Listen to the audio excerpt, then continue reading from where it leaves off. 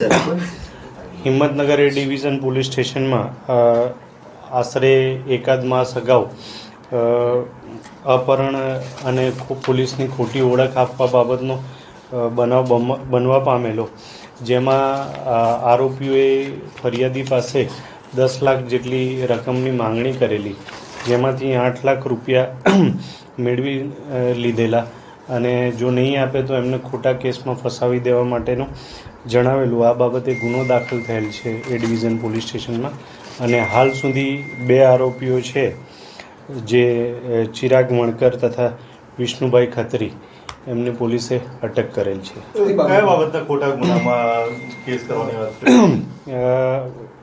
અફીણની પડીકી મંગાવેલી અને એ લઈને આવેલો, ત્યારે એમને રોકેલો અને પછી એમ કીધું હતું કે ભાઈ અમે પોલીસ તરીકેની ઓળખ આપેલી, જો એ પૈસા નહીં આપે એની પાસે પહેલાં 10 લાખની માંગણી કરવામાં આવેલી.